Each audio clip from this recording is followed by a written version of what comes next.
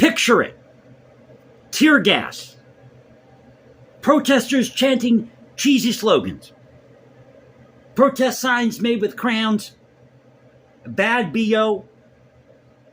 People beating on drums. Smoking rank pot.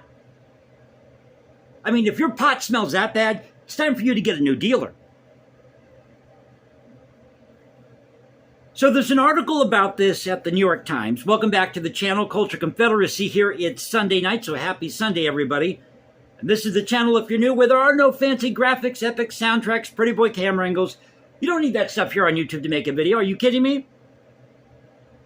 It's just you, me, my smartphone, the news of the day, and this mission, this crusade to preserve great art, music, history, and culture. And 1968 was a defining moment in American culture, both for the culture and for politics.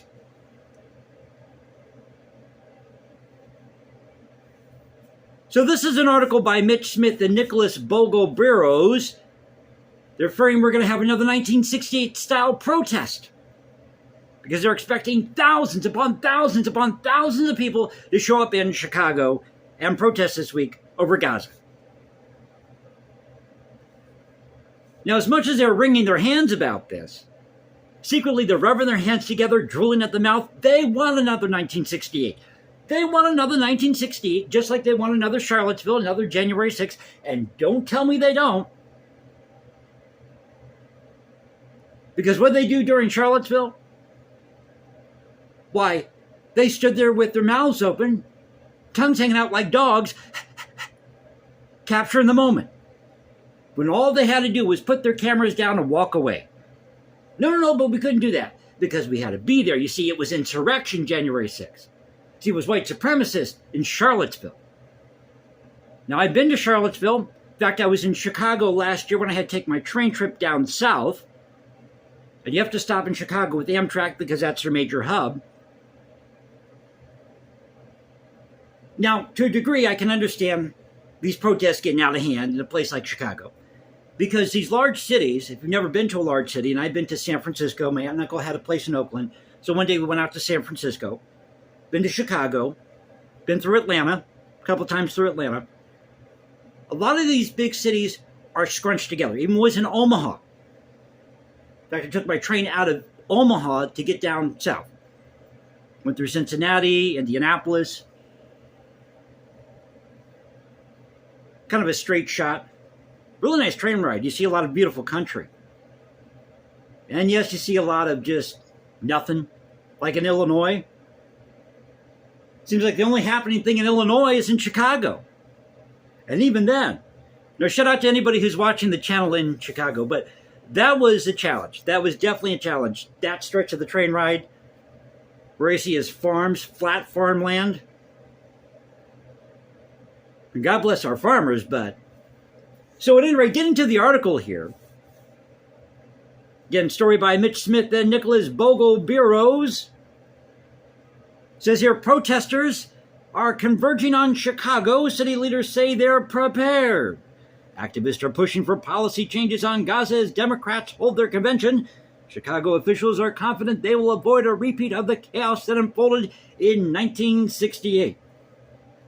But if you go to these large cities, they're pretty much scrunched together. So when you have a protest that gets out of hand, it can be a very scary situation. I remember being at Union Station and going up the steps, huge set of steps, going outside for a smoke, had my pipe with me. And right across the street around the corner was the Sears Tower. You can look up, you can see the Sears Tower, see all these tall buildings. They're all kind of in a cluster. You can actually hear the Sears Tower, if that makes any sense. Now, in real life, these skyscrapers, they're tall and they're narrow. So you see them in pictures or on TV, magazines. They look a lot bigger than they really are. But in real life, they're tall and they're narrow. And they're designed that way to compensate for the wind, and plus you have space you have to deal with in places like Chicago because real estate is scarce. So getting to the article here, as delegates arrive in Chicago on Sunday ahead of the Democrat National Convention, protesters gathered along Michigan Avenue, On Monday, as the political show begins inside the United Center, demonstrators say they will gather by the thousands outside, thousands and thousands of demonstrators. And as the convention goes on, activists say so too will the protest, every single day showcasing divisions on the left during a week when Vice President Kamala Harris is trying to project Democratic unity and enthusiasm. Can I let you in on a little secret here? These parties, whether it be the Republican or Democratic Party, have never been united. They've always had their fringes. Were the Dixiecrats in '68? Weren't they at the Democrat convention in Chicago then? Can't remember. Bastards hijacked the Confederate battle flag. I mean, they were the fringe of the fringe. But these parties have never been united. Never, ever have they been united. The only thing they're united behind is their candidate, because that's the person who's running for their party. I've always said that candidates should run on their own merits, strictly on their own merits. No parties. Now, if you want to support a candidate, fine. Have a coalition, fine. But the idea of a party, words of George Carlin, on election day, I stay home. From the moment the Democrats, getting back to the article here, from the moment the Democrats chose Chicago as their site for their nominating convention, it was a foregone conclusion that protesters would show up in large numbers. The city has a long tradition of left-wing activism, and nominating conventions tend to attract demonstrations, of course, because people want to be part of the moment.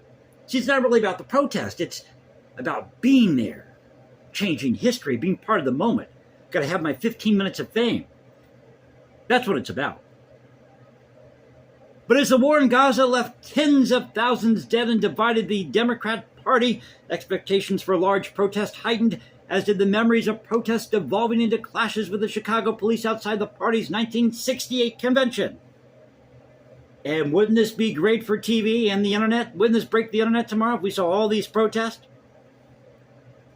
City officials have argued in recent days with activist groups over protest details, including the length of a march route and whether a sound system will be allowed. Still, the city, long led and dominated by Democrats, has sought to convey an openness to the demonstrations and confidence that everything will go smoothly. Because, you see, we need to give them room to riot. They're victims, didn't you know? So they have a map here. Security perimeters has the proposed route for the coalition to march on the DNC. And the main area where they're going to march, that they have blocked off here, kind of looks like a stretched-out version of the state of Utah. So you have United Center. They have what's called Park number 578. You have this stretch here, this area of the protest, or designated protest area, and then you have Union Park. So if you go to the New York Times, look up this article, you'll see it. But again, Chicago, like a lot of these large cities, everything's scrunched together. So when these things get out of hand, it can be pretty scary. So I'm not going to downplay that. Quote, "It is to be safe and peaceful and vibrant and energetic," said Mayor Brandon Johnson, a former labor organizer who was elected last year on a liberal platform, and who talks frequently about his own history of demonstrating. We're ready for this moment. So he himself was a demonstrator, and now he is the mayor of Chicago. Way to go, Brandon Johnson.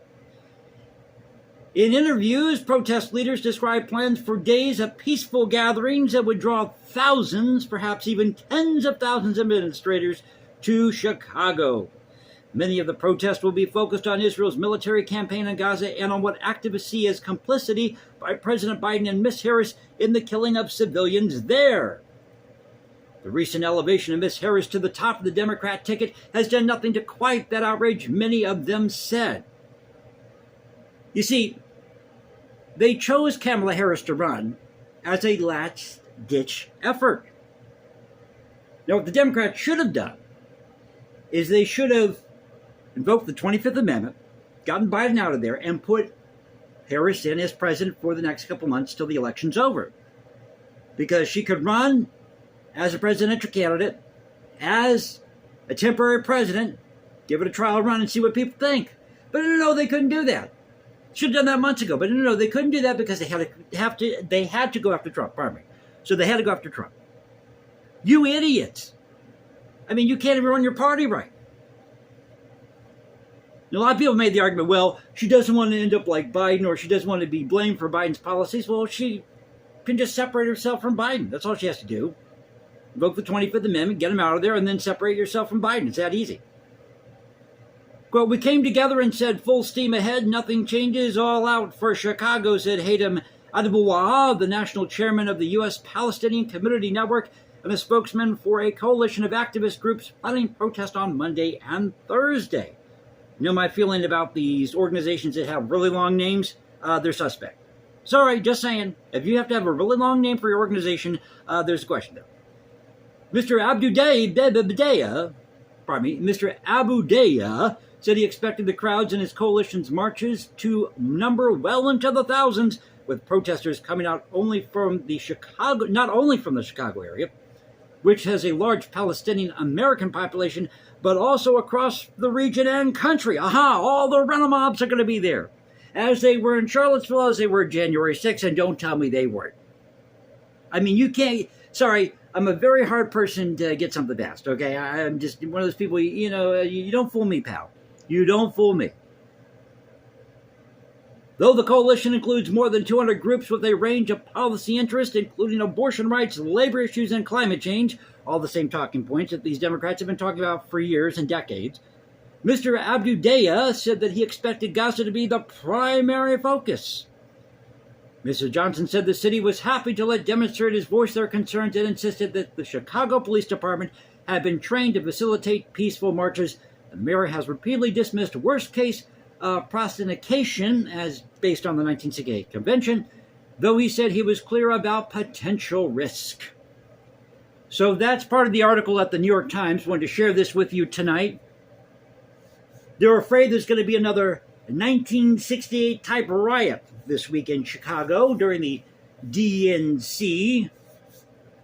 But secretly, you know that they're rubbing their hands together, drooling at the mouth, because this means eyeballs on the screen, ratings, breaking the internet possibly. But the best of the Democrat National Convention when they have their big to-do this week in Chicago. So thank you for being with me. Hope you enjoyed the video. If you did, you know what to do. Follow me at Instagram, #JasonComposes, because I write music in my spare time.